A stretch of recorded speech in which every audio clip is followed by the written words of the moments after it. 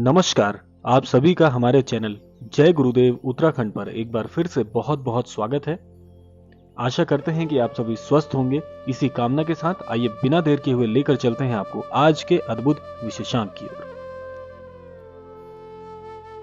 महाराज जी की अनन्य कृपा से आज आपको एक ऐसे अद्भुत संकेतों से अवगत कराएंगे जो कि आपके अच्छे दिन आने का बहुत ही अद्भुत संकेत होते हैं। आप इस बात से, इन संकेतों से जीवन में यह अंदाजा लगा सकते हैं कि अब आपका समय शुरू होने वाला है। प्रत्येक मनुष्य अपने जीवन में इसी बात की तो प्रतीक्षा करता है कि कब उसके जीवन में उसका समय पलट कर आए, और होना भी चाहिए, क्योंकि जीवन उतार चढ़ाव का नाम है। जीवन परिवर्तनशील है। समय के अनुरूप जीवन में अच्छे और बुरे अनुभव तो आएंगे ही आएंगे, लेकिन जब बुरे अनुभव काफी समय से चल रहे हों तो मनुष्य का यह सोचना स्वाभाविक है कि उसका अच्छा समय कब आने वाला है। तो आज इसी विषय पर हम चर्चा करेंगे। बने रहिएगा आज के विशेषांक के साथ। तो आइए आपको लेकर चलते हैं अद्भुत संकेतों की श्रेणी में। देखिए, पहला अद्भुत संकेत बहुत ही अद्भुत है, जिससे आप यह जान सकते हैं कि अब आपका अच्छा समय शुरू होने वाला है। पहला अद्भुत संकेत होता है कि काफी समय से जीवन में जब असमंजस चल रही हो तो आपको अपने पितृ देवताओं के, अपने पितरों के स्वप्न में दर्शन हो, तो आप समझ लीजिए कि ये एक बहुत ही बड़ा संकेत है। पितरों के दर्शन होना बहुत ही भाग्यवान व्यक्ति के लिए होता है। बहुत ही भाग्यवान वे जन होते हैं जिनके स्वप्न में उनके पितृ देवता उन्हें दर्शन देते हैं। पितृ देवता कोई भी हो सकते हैं। आपके जो पितृगण हैं वे आपको स्वप्न में जब दिखते हैं तो आप यह समझ लीजिए कि वह आपके जीवन में अपना आशीर्वाद बनाए हुए हैं। पितरों का स्वप्न में अच्छी मुद्रा में दिखना, जैसे मुस्कुराते हुए दिखना, आपको हाथ दिखाते हुए दिखना आशीर्वाद के स्वरूप में। इसके अलावा आपसे कोई मंत्र, कोई बात स्वप्न में आकर अच्छी मुद्रा में, यानी प्रसन्न मुद्रा में यदि वे कहते हैं तो उन बातों का अनुसरण जीवन में करना है। और सबसे अद्भुत स्वप्न होता है कि यदि आपके पितृगण आपको स्वप्न में आके मुस्कुराते हुए दिखते हैं या आशीर्वाद देने की मुद्रा में दिखते हैं, तो समझ लीजिए कि आपके पितृ देवताओं का आपके जीवन में बड़ा ही महत्वपूर्ण योगदान होने वाला है। आपको उनसे अत्यंत आशीर्वाद प्राप्त होने वाला है।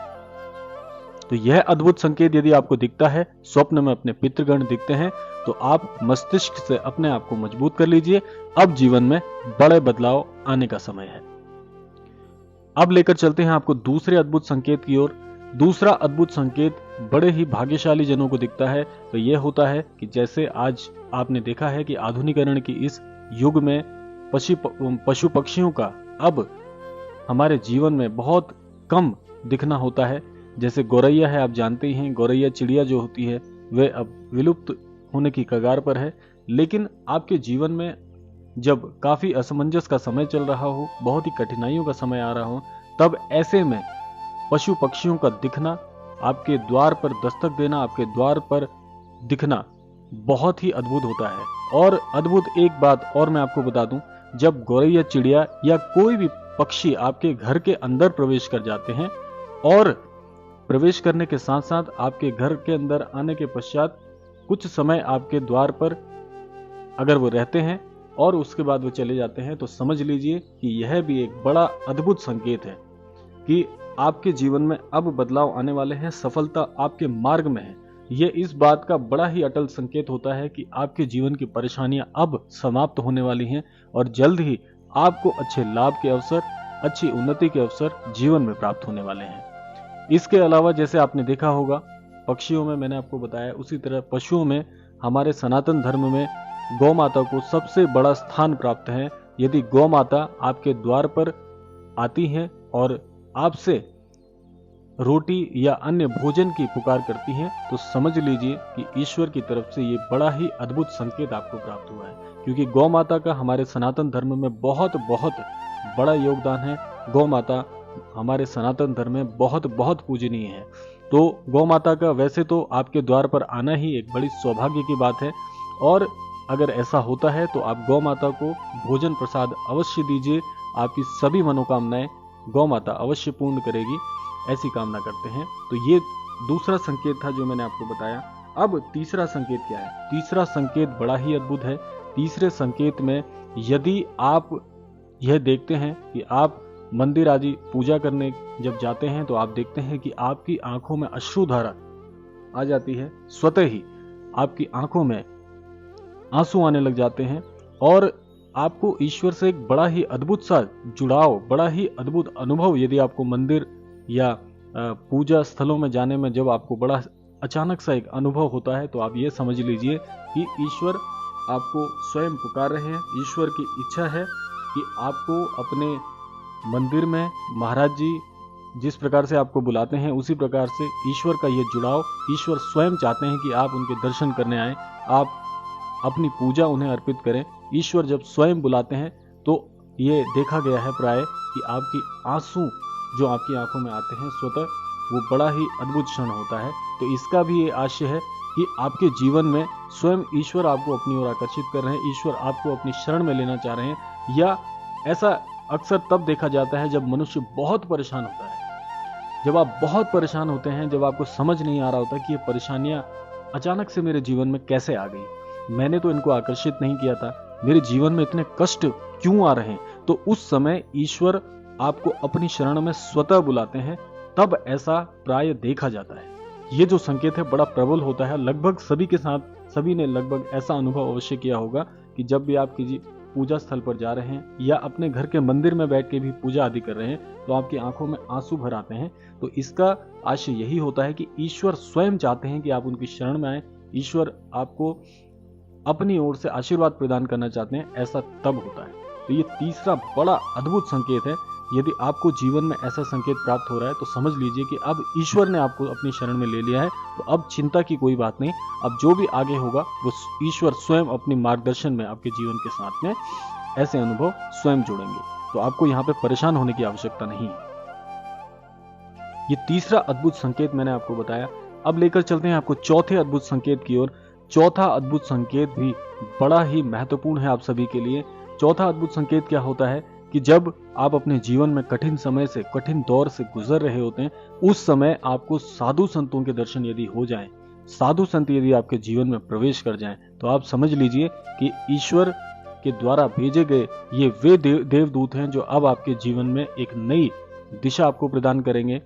नया आपको जीवन में जिन परेशानियों से अभी तक आप जूझ रहे थे, उन परेशानियों से बाहर निकालने के लिए अब इनका आपके जीवन में प्रवेश होता है। तो साधु संतों के दर्शन होना बड़ा ही भाग्यशाली होता है उस व्यक्ति के लिए जो काफी समय से अपने प्रयत्न करने के बावजूद भी अपने जीवन में कठिनाइयों का सामना कर रहा होता है। तो यदि आपको संत जनों के दर्शन होते हैं, या ऐसा भी हो सकता है कि आपके जीवन में आपको संत जन स्वतः ना दिखें, लेकिन आपका मन ऐसे किसी धाम में, जो जैसे कैंची धाम है, आप जानते हैं हमारे महाराज जी का कैंची धाम है, और अचानक से आपका कैंची धाम जाने की योजना यदि बन जाती है तो यह भी इसी श्रेणी में आता है। यह भी एक प्रकार का संकेत है।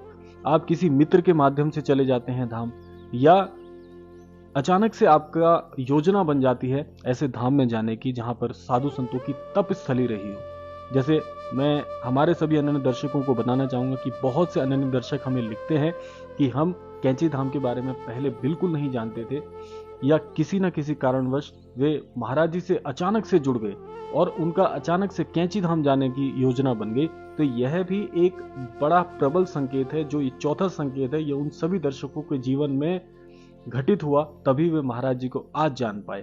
तो यह मैंने आपको एक उदाहरण स्वरूप में भी बता दिया, ये आपके लिए और भी आसान हो गया। तो यह है वे चौथा अद्भुत संकेत।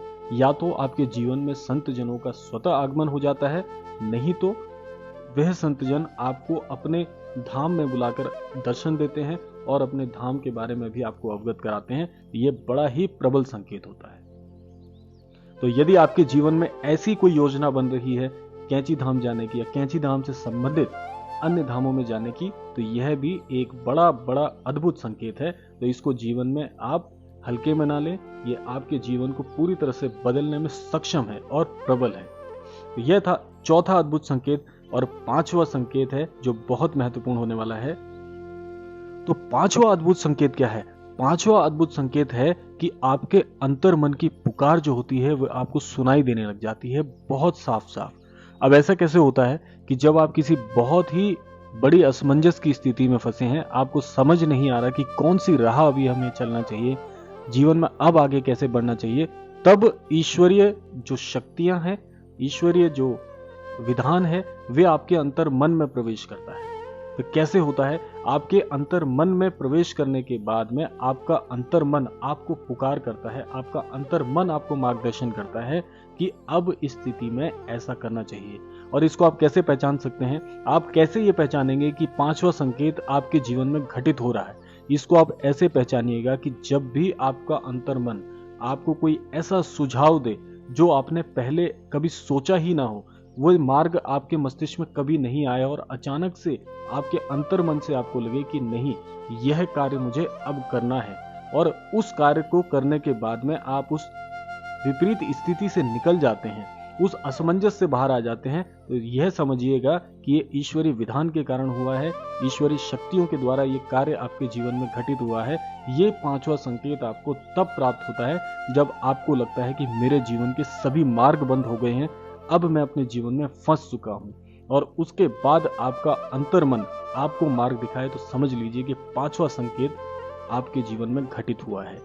और ये 5 संकेत मैंने जो आपको बताए हैं, ये क्रम हालांकि खत्म हो गया है, 5 संकेत मैंने पूरे बता दिए हैं, लेकिन ये 5 संकेत आपके जीवन में यदि घटित होते हैं, इसके पश्चात आपके जीवन में एक नया मार्गदर्शन होता है, जीवन में उन्नति के नए मार्ग प्रशस्त होते हैं, और इसके बाद आपका जीवन एक नई दिशा की ओर, एक नवजीवन की ओर अग्रसर होना प्रारंभ हो जाता है।